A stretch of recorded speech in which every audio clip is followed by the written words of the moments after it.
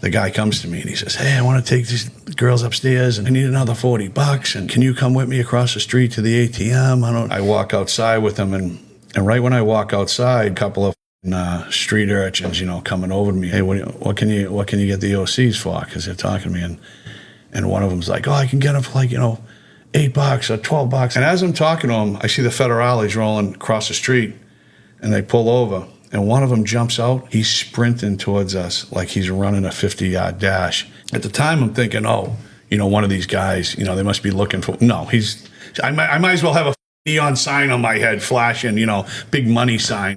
Gringo standing here in the, bad neighborhood. He charges me. Boom, the Federale car whips around. He grabs me and he almost picks me up, slams me on the hood of the car. Immediately cuffs me in the front. What the They get the other guy coming out of the ATM. He was getting money. He unzips my pocket. I'm looking down. I see him take out the knot. That's gone. Yep. Zips it back up. Goes in this pocket. I remember he throws, it's all ones and some change. And then he takes a bunch of it, he puts it in his pocket, and he takes 5, 2 ones, and a bunch of quarters I had. And he scoops it up. And his hand goes back in my pocket. He zips it back up. And I just remember looking down thinking, wow, that's kind of strange. I mean, why you give me that? So he stuffs me in the car, and I had just gotten out of prison, and I live with my father. My father would always take me back in. And I told him I was going over some girl's house in New Hampshire for a few days, and I fly because I'm meeting my connection down in Tijuana, and I'm starting the drug thing over again. That's my whole mission down there. That's why I'm there, So he doesn't know where I am, and it was January 15th, and I'm in the back of this car, and the first thing I'm thinking is, I'm not calling my father. On his birthday? Yeah. Yeah, hey, I'm not in New Hampshire. I'm actually in Tijuana jail, and I need someone.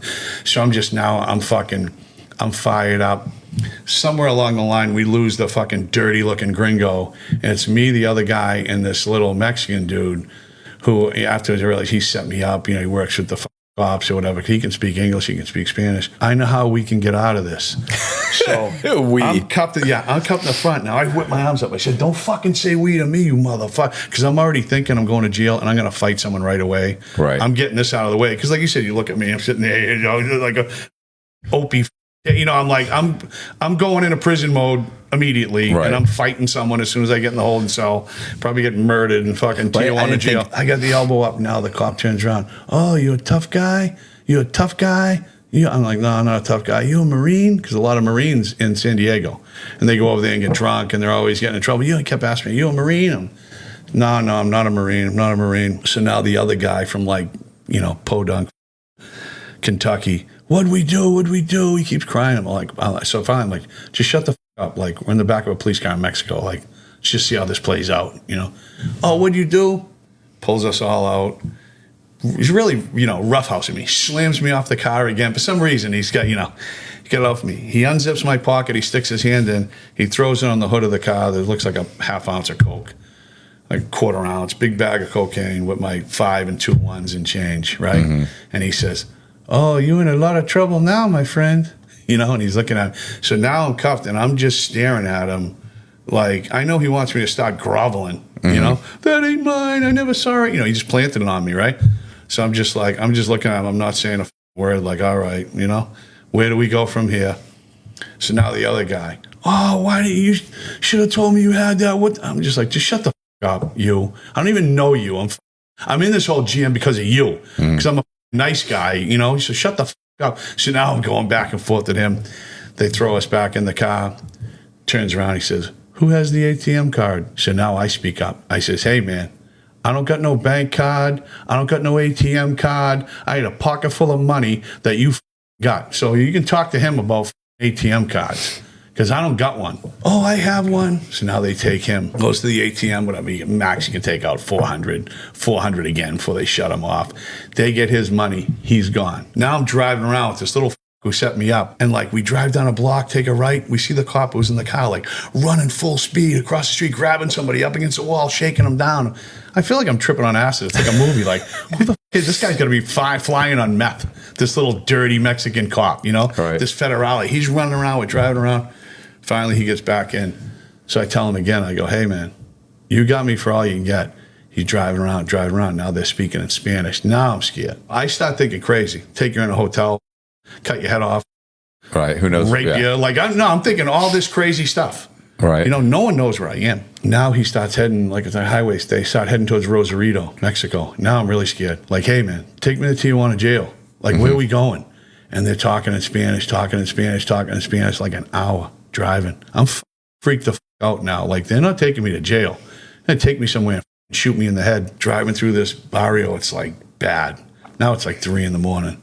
People in the street. I mean, it's like the slums. All of a sudden he turns around and he says, "You're lucky." And he gives the guy the handcuff key next to me, a little Mexican. I go, "Yeah, I'm real lucky. I'm going to play the number tonight as soon as I get back to civilization." So he goes, "Here," gives him the handcuff key. Now I got this tracksuit on, long sleeves. He pulls up the sleeve to take the cuff off. I got the Movado watch. Now I'm not thinking nothing. So he's around with the keys like, now he's speaking in English for my benefit. It's like watching a B movie. He's like, "I can't get this key to work." And then the cop in the front's like, "These people, they're so stupid." I'm like, happening right now. Like, I know something's way off. Like, they're just speaking in Spanish for a half hour now. And he opens the door and he faints. Like, he hits the guy in the stomach with the billy club. The guy's like, "Ooh." It was like watching a bad movie. Then he pulls up my thing and it's like if I just reached over and just undid your watch and just ripped it off your wrist. I was like, "Ooh, you little mother," you know. And he says it again. He goes, "You're lucky. Get out of here." I go, "Hey, man, 2 things." I said, "You took my cell phone." There was no cell phone towers in Tijuana in 2000. You'd leave California, you go across the border, your cell phone don't work. My mother's sick in the hospital, you know. That's the only phone she can reach me on. It's no good to you. Because what else? I said, "I don't know where the I am, man." Turns around, he reaches in the car and he flings the phone at me. It hits me in the chest, bends down. I pick it up. I go, "Thank you." He goes, "See that street down there? Take a right. Border's that way, 3 miles. Good night." Gets in the car and drives away. I'm an ex-CO that was in prison. When I seen the interest she had, I'm like, oh, I might have something right here. So when I go to Chow, I come back from Chow, you know, I walk up to her and I start kicking it with her, just general conversation. And she's like, "Yeah, I never seen you come out, you know, we talking just bullshit." And I was like, "Yo, like, let me give you my number." She was like, "What?" I was like, "Let me give you my number." She was like, "Hell no, you gonna get me caught up, blah, blah, blah." I was like, "Man, just take my number. I don't want nothing from you. Just conversation." You know what I'm saying? When you go out there, download a app, you know, like the Text Now app or something, and just kick it with me. Or just, you know, text me, whatever. So you're giving her the phone number to your contraband cell phone? Yeah. Okay. Because she showed interest. Right. And everybody knows, like, it was that easy in Georgia. It was that easy. You give a girl a little conversation, and then once I get you on the phone, I'm in your ear all day. As long as they don't come in, I'm in your ear. I'm in my bed. Like, if I'm on Love Connection, I'm in your ear all day. What'd she look like?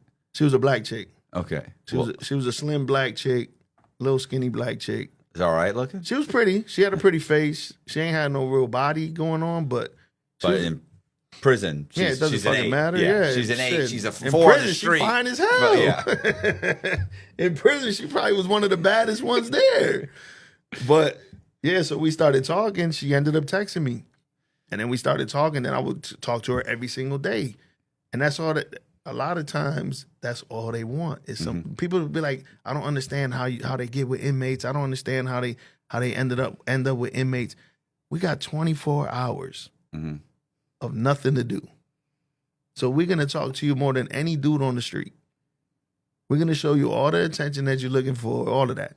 So that's what I was doing to her, giving her all the attention, and we talked for a little bit, and then finally, I was like, "Yo, bring me something to eat."